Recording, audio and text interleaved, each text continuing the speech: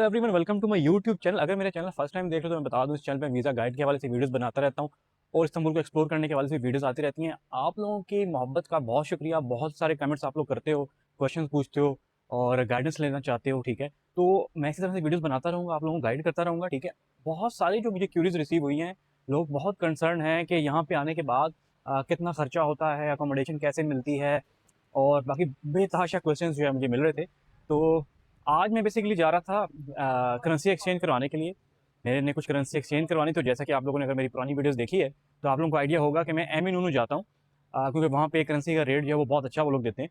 तो अभी मैं जा रहा हूँ एम। अभी मैं मौजूद हूँ वैन ज़ेजलर और यहाँ से मैंने ट्रैम लेनी है, ट्रैम लेके मैंने आगे जाना है और बाकी की डिटेल्स मैं साथ साथ आप लोगों को देता रहूँगा। ठीक है, वेरी फर्स्ट स्टेप से लेके आखिर तक सारी चीज़ें इस वीडियो के अंदर मैं आज कवर करूँगा कि किस तरह से आप लोगों ने अप्लाई करना है, किस तरह से आप लोगों ने अनातोलिया ऑफिस जाना है, एम्बेसी में कौन से क्वेश्चन पूछे जाते हैं और बैंक स्टेटमेंट कितनी चाहिए। ठीक है, और उसके बाद यहाँ पहुँचने के बाद अकोमोडेशन वगैरह सारी चीज़ें इस वीडियो के अंदर कवर होंगी, तो मेरे साथ रहिएगा। अभी एम जाके मैं बताता हूँ, वहाँ पे जाके बाकी डिटेल्स मैं आप लोगों को प्रोवाइड करता हूँ। साथ साथ आप लोग मेरे साथ इस्तांबुल भी घूमो और इस्तांबुल की गलियाँ भी आप लोगों को दिखाता हूँ, साथ साथ गपशप भी लगाएंगे और साथ साथ मैं आप लोगों को वीज़ा गाइड की हवाले से भी सारी डिटेल्स आप लोगों को दूंगा। ठीक है, अगर बहुत जल्दी है, वीडियो जो है वो पूरी नहीं देख सकते तो वीडियो को स्किप कर दो। ठीक है, ये ऑब्वियसली उन लोगों के लिए वीडियो है जो डिटेल के साथ, तसल्ली के साथ वीडियो देखना चाहते हैं, समझना चाहते हैं। मैं रूड नहीं होना चाहता हूँ, मैं रूड नहीं हूँ, लेकिन ऑब्वियसली जब तक आप पूरी वीडियो नहीं देखोगे आपको चीज़ें समझ में नहीं आएंगी। ठीक है, ट्रैम आ चुकी है और अभी ट्रैम में बैठते हैं और एम चलते हैं।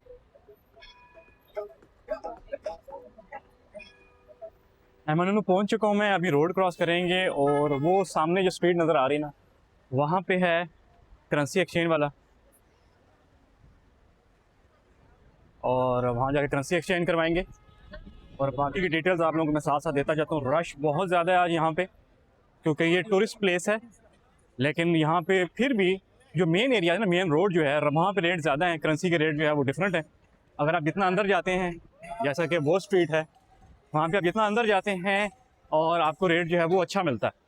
अभी वैन ज़ेजलर से मैं यहाँ पे आ रहा हूँ। वैन ज़ेजलर में जो डॉलर का रेट चला था वो चला था 46 लीरा और ये सामने शॉप है और यहाँ पे जो रेट चल रहा है वो चल रहा है 46,200। ये सामने शॉप है, ये वाली। मैं मोस्टली जब भी मैंने करेंसी चेंज करवानी होती है तो मैं इसी शॉप पे आता हूँ, क्योंकि इनके रेट मुझे बहुत अच्छे मिलते हैं और यहाँ पे आने के लिए मुझे ऑलमोस्ट एक मेट्रो और एक ट्रैम चेंज करनी पड़ती है।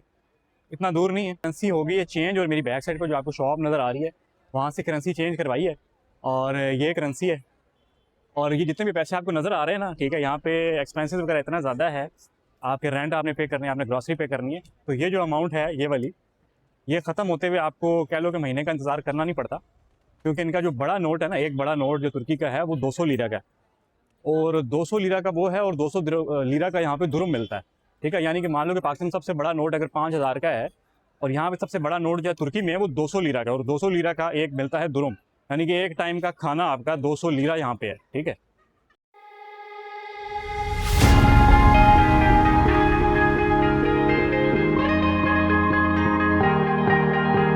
जिस जगह से ली थी ट्रैम मैंने, और ट्रैम स्टेशन बिल्कुल सामने है और ट्रैम स्टेशन के बिल्कुल ऑपोजिट साइड पे जो है वो ATM मशीनें लगी हैं, वहाँ से जाके डिपॉजिट करेंगे। वो सामने बॉस्फोरस की जो बस है ये भी मौजूद है। ये बेसिकली बस क्या करती है, जितने भी टूरिस्ट यहाँ पे आते हैं ना, उन टूरिस्ट को लेके पूरा बॉस्फोरस के जो सराउंडिंग में जितना भी एरिया वो सारा विजिट करवाती है। बेसिकली आपके लोग टूर प्लानर्स जो यहाँ पे होते हैं ना, वो इसको हायर करते हैं और ये आपको लेके जाती है और सारा घुमाती है, सारा एरिया।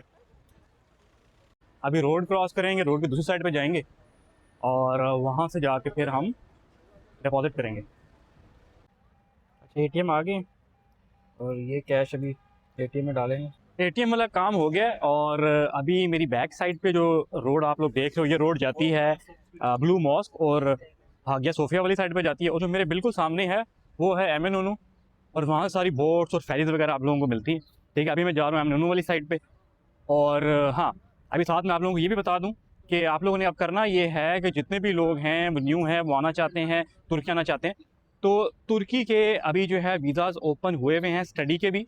और अभी एक बहुत इंपॉर्टेंट न्यूज़ मैं आप लोगों को बताने लगा हूँ कि बहुत सारे ऐसे लोग जो विज़िट के ऊपर तुर्की आना चाहते हैं और बेसिकली यहाँ पे सेटलमेंट के लिए आना चाहते हैं और TRC के लिए आना चाहते हैं, तो उनके लिए एक बहुत गुड न्यूज़ है, वो मैं भी आप लोगों को बताता हूँ। एम पहुँच गए। बहुत मज़े का मौसम आज हुआ है, धूप है लेकिन जब से हवा चलती है तो मौसम अच्छा हो जाता है। और हाँ, गुड न्यूज़ वो वाली जो मैं आप लोगों को बता रहा हूँ, वो ये है कि इन केस अगर आप लोगों के पास तुर्की का विज़िट वीज़ा है, अप्रूव हो चुका हुआ है। नॉर्मली जो विज़िट वीज़ा मिलता है, सिंगल एंट्री का मिलता है, वो 1 मंथ का होता है, ठीक है? और 2 मंथ भी हो सकता है, डिपेंड्स अपॉन दी एम्बेसी कि एम्बेसी कितना वीज़ा आपको ग्रांट कर देती है, ठीक है? अगर आप लोगों के पास विज़िट वीज़ा आप लोगों को मिल गया है और आप तुर्की आ गए हो, तो यहाँ पे आपने एक बहुत इंपॉर्टेंट काम आपने ये करना है कि आपने एडमिशन ले लेना है किसी इंस्टीट्यूट के अंदर, ठीक है? जब आप इंस्टीट्यूट के अंदर एडमिशन ले लोगे, तो एडमिशन लेने के बाद आप टीआरसी के लिए अप्लाई कर सकते हो। जिसको तरीका पता है वो खुद कर ले, जिसको नहीं पता वो मुझसे कांटेक्ट कर ले, मैं उसकी हेल्प कर दूंगा टीआरसी लेने के अंदर। टीआरसी बेसिकली क्या होता है, आपका टेम्परेरी रेजिडेंस कार्ड होता है, वो 1 साल के लिए वैलिड होता है और हर साल वो रिन्यू होता है और उसके बाद आप तुर्की में आराम से रह सकते हैं। अच्छा, सामने जो आप देख रहे हैं ना, बिरयानी पैलेस, ठीक है? इस तरह के काफ़ी सारे रेस्टोरेंट यहाँ पे ओपन हुए हुए हैं। कराची दरबार है, कराची पैलेस है, इस तरह के रेस्टोरेंट्स यहाँ पे मौजूद हैं और ये मोस्टली इंडियन और पाकिस्तानियों के हैं।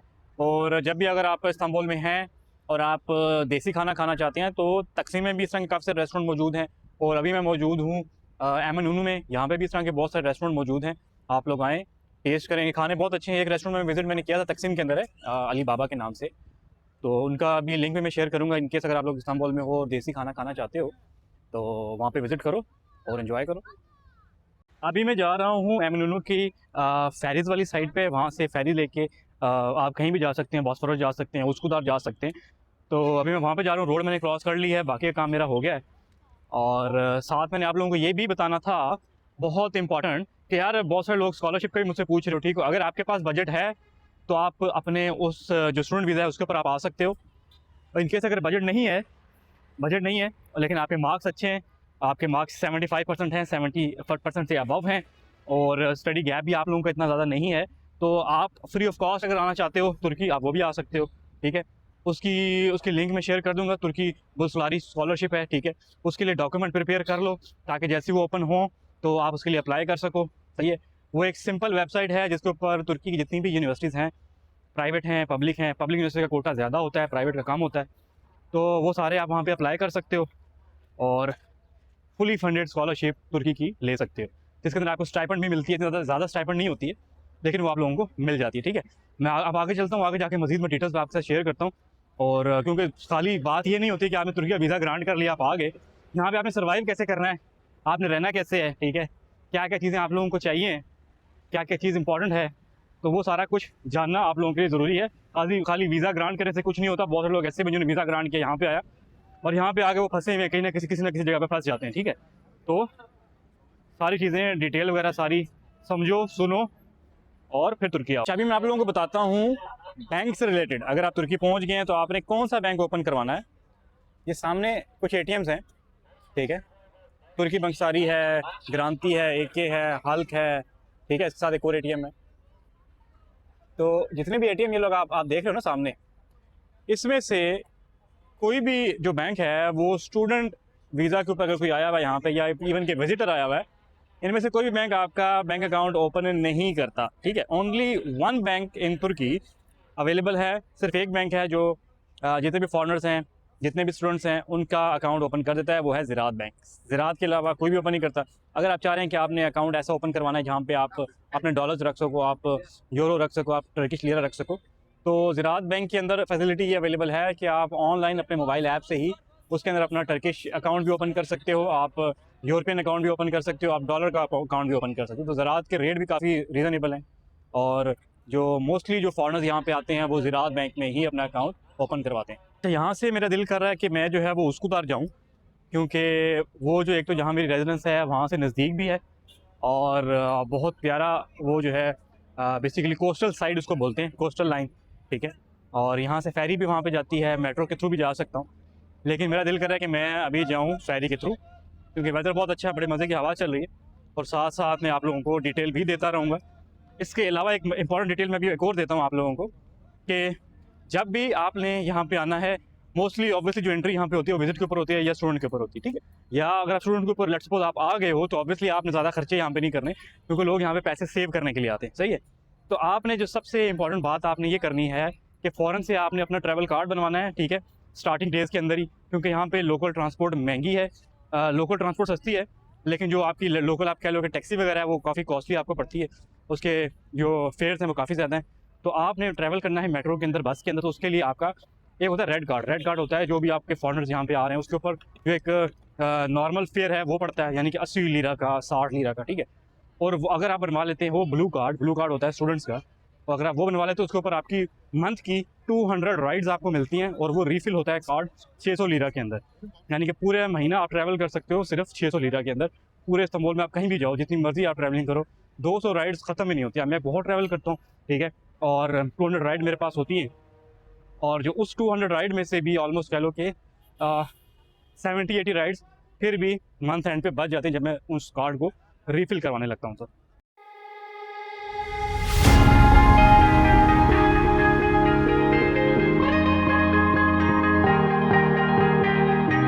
Oh yeah, oh yeah, oh yeah, oh yeah, oh yeah, oh yeah, oh yeah, oh yeah. Hey there, what you drinking? अच्छा, जिस फेरी पे मैंने जाना था उस्कूदार, वो यहाँ से निकल चुकी हुई है मेरे स्टेशन पे पहुँचने से पहले ही। दूसरे स्टेशन पहुँच चुका हूँ मैं, दूसरा स्टेशन है ये उस्कूदार वाला, और यहाँ पे भी जो टाइम आ रहा है वो आ रहा है 45 का। अच्छा, फाइनली 10 मिनट के वेट के बाद जो है वो फेरी आ चुकी है। मैं मौजूद हूँ फेरी के अंदर, और ये फेरी जा रही है उस्कूदार, और बहुत मुश्किल से जगह मिली है, बहुत ज़्यादा रश है। और ये व्यू चेक करें यहाँ पे। मज़े की बात इस्तांबुल में ये है कि आप पूरा वीक अगर काम करते हैं ना, तो सैटरडे संडे आपके पास अवेलेबल होता है, और घूमने की बेताशा जगह यहाँ पे मौजूद है। सेफ्टी का लेवल चेक करें, कितनी सेफ्टी है इस फेरी के अंदर, कि जो ऊपर आप छत पे देख रहे हैं बेताशा जो लाइफ जैकेट्स यहाँ पे मौजूद हैं।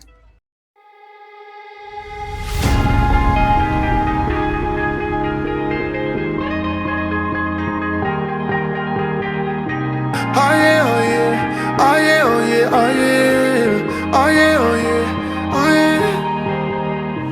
Hey there, what you drinking? 2 shots, let's pour it out. I know what you're thinking, but tomorrow won't come for us. हाँ जी, ये है उस्कूदार स्टेशन, और उस्कूदार में पहुँच चुका हूँ। तकरीबन बज गए हैं 7:15, और अभी मैं यहाँ पे आप लोगों को व्यूज़ भी दिखाऊंगा। उस्कूदार बहुत खूबसूरत है, यहाँ पे अपार्टमेंट्स बहुत मज़े के हैं, थोड़े से कॉस्टली हैं, लेकिन बिल्कुल पानी के साथ साथ और बहुत मज़े की जगह के ऊपर ही बना हुआ है। और यहाँ पे पहले भी मैं आया था।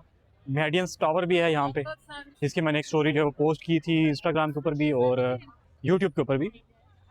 तो अभी मैं साथ साथ आगे भी चलता हूँ और आप लोगों को डिटेल्स भी बताता हूँ। तो अब मैं बात करूँगा बैंक स्टेटमेंट के हवाले से। बहुत सारे लोग अभी भी कंफ्यूज हैं कि बैंक स्टेटमेंट को किस तरह से मेंटेन करना है, कितनी पुरानी होनी चाहिए, 3 मंथ की क्यों होनी चाहिए, 4 मंथ की क्यों नहीं होनी चाहिए, ठीक है। तो यार उसमें सिंपल बात यह है कि वो मेरी रिक्वायरमेंट नहीं है, वो एम्बेसी की रिक्वायरमेंट, ठीक है। आपने भला पैसे आपने 20 दिन पहले जो है वो बैंक अकाउंट में आपने डिपॉजिट किए हैं। मान लो कि आपने 20 दिन पहले पैसा डाला है, लेकिन 25 लाख डाल दिए, लेकिन स्टेटमेंट तो 3 महीने की होनी चाहिए ना। 3 महीने से मुराद ये 90 डेज़ की इन एंड आउट, जो भी ट्रांजैक्शन आपने की हैं नहीं की हैं, लेकिन वो एम्बेसी की रिक्वायरमेंट है। 90 डेज़ की बैंक स्टेटमेंट आपने लाजमी अटैच करनी है, और वो नेतालिया ऑफिस में जमा करवानी है। हाँ, अगर आपने इमीडिएट फ़ंड ट्रांसफ़र किए हैं, इमीडिएट जो है वो वीज़ा अप्लाई करने से पहले अगर फ़ंड डाल दिए, तो उसका प्रूफ ऑफ फ़ंड आपने लाजमी करना है। बहुत सारे लोग इस तरह से भी कन्फ्यूज़ हैं कि प्रूफ ऑफ फ़ंड क्या चीज़ होती है। तो यार वो आप जस्टिफाई करो, एक स्टाम्प पेपर बना लो, स्टाम्प पेपर के ऊपर आप प्रॉपर मेंशन करो कि ये जो पैसा है ये आया कहाँ से है, सोर्स ऑफ इनकम कहाँ से आई है। यानी मान लो कि आपने कोई गाड़ी सेल की है, या आपके पास गोल्ड था, गोल्ड सेल किया है, तो ये सारा कुछ वहाँ पे जस्टिफाई करोगे तो वो आपको वीज़ा देंगे ना, ठीक है। अदरवाइज़ रिजेक्शन जो होती है वो इसी वजह से होती है कि आपने पैसा डाल दिया, पैसा डालने के बाद आपको नहीं पता, एम्बेसी को नहीं पता कि भाई ये पैसा आया कहाँ से, ठीक है। जस्टिफाई कर दो पैसे को, तो बैंक स्टेटमेंट के जो आपके मामला हैं वो क्लियर हो जाएंगे।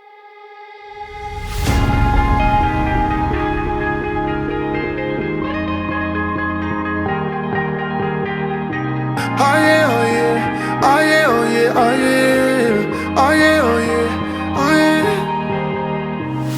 बहुत इंपॉर्टेंट बात यहाँ पे आप लोगों ने अपने माइंड में रखनी है, जब भी आप अप्लाई कर रहे हो तुर्की की यूनिवर्सिटी के लिए, तो आपने चूज़ करनी है ऐसी यूनिवर्सिटीज़ के जिसकी फ़ीसेस होती हैं कम, ठीक है। अपने माइंड में ये चीज़ रखनी है लाजमी कि अगर आप BS के स्टूडेंट हो तो कोशिश करो कि आप ऐसी यूनिवर्सिटी को चूज़ करो कि जिसकी मंथली ईयरली जो आपकी फ़ीस होती है वो आपकी हो BS लेवल की 12 से $1300, ठीक है। बहुत सारी ऐसी यूनिवर्सिटीज़ भी यहाँ पे हैं कि जिसकी ईयरली फ़ीस जो है वो $3000 है, $3500 है। वो ऑब्वियसली आप लोगों के लिए कॉस्टली पड़ेगा, ठीक है। तो आपने BS के लिए हमेशा कम फीस वाली यूनिवर्सिटी को चूज़ करना है, और अगर आप मास्टर्स के स्टूडेंट हो तो आपने ऐसी यूनिवर्सिटी को चूज़ करना है जिसकी मैक्स फ़ीस जो पूरे कोर्स की है, यानी कि 1.5 साल की है, 2 साल की है, वो 2500 से $3000 है। ये एवरेज फ़ीस है जो चीप यूनिवर्सिटी की है, ठीक है? इससे भी कम है, लेकिन वो आपको हंट करनी पड़ेगी, उनके कोटास भी होते हैं, वो उनके कोटा आप फुलफ़िल करोगे, लिमिटेड कोटा होते हैं। अगर वो एडमिशन मिल जाए तो बहुत अच्छी बात है, नहीं तो फिर कम से कम फ़ीस जो है वो यही है। हाँ, ज़्यादा से ज़्यादा फ़ीस भी है, $2500 भी है, 2500 से एक्सीड भी करती है, ठीक है? $25000 भी है। अब ये डिपेंड करता है कि आप कौन-सी यूनिवर्सिटी को चूज़ करते हो। तो मेरी आपको रिकमेंडेशन यही है कि आप ऐसी यूनिवर्सिटी को चूज़ करो जिसकी फ़ीस हो कम, जो ईज़िली आप बियर कर सको, क्योंकि यहाँ आने के बाद लोग फ़ीसेस पूरी नहीं कर सकते ईयरली बेस के ऊपर, क्योंकि बीएस के स्टूडेंट को फ़ीस पे करनी पड़ती है। जब उसको यहाँ पे प्रॉपर्ली जॉब नहीं मिलती, सर्वाइव नहीं कर पाता, तो वो अपनी फ़ीसेस पूरी नहीं कर पाता। अगर आप अपनी फ़ीस नहीं दोगे, 1 साल के बाद जब आपका नया सेमेस्टर आएगा, आप फ़ीस अपनी दे ही नहीं सकोगे, तो आपका टीआरसी कैसे आपका जो है वो रिन्यू होगा, ठीक है? तो फिर इसका अल्टीमेटली प्रॉब्लम ये होता है कि आपका टीआरसी जो है वो कैंसल हो जाता है और फिर आपको वापस पाकिस्तान जाना पड़ता है। बाकी मैं आ गया हूँ उसकोदार की बैक साइड पे जो अंदरूनी स्ट्रीट्स हैं, वहाँ पे मैं आ गया हूँ और ये स्ट्रीट्स सेम ऐसी हैं। अगर आप लोगों ने मेरी बाकी वीडियोस देखी हों गलाटा टावर वाली, तो जैसे गलाटा टावर के आसपास की स्ट्रीट्स हैं, ये सेम एज़ इट इज़ वैसी स्ट्रीट्स हैं। प्रॉपर रेस्टोरेंट यहाँ पे बने हुए हैं और अंदर बैक साइड पे जो सराउंडिंग्स हैं वहाँ पे घर हैं।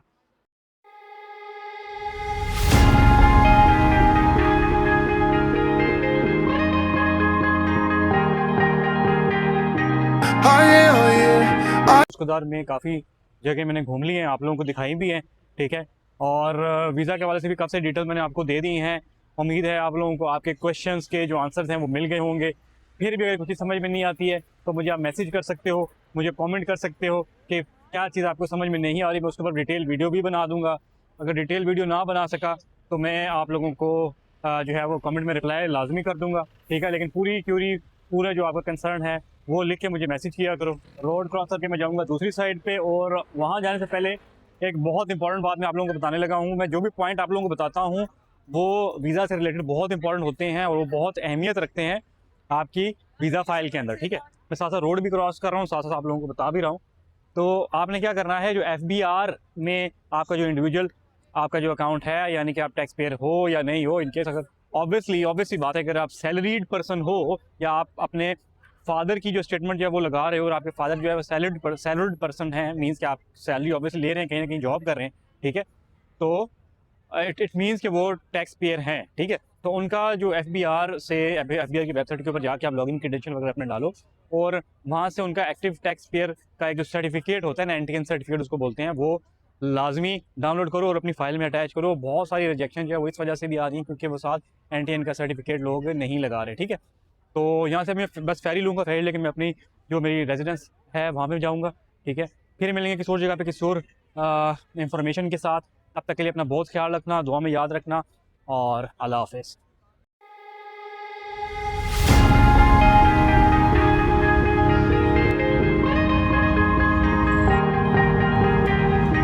Oh yeah, oh yeah. Oh yeah, oh yeah, oh yeah. Oh yeah, oh yeah, oh yeah. Hey there, what you drinking? 2 shots, let's pour it out. I know what you're thinking, but tomorrow won't come for us. This life that we're living.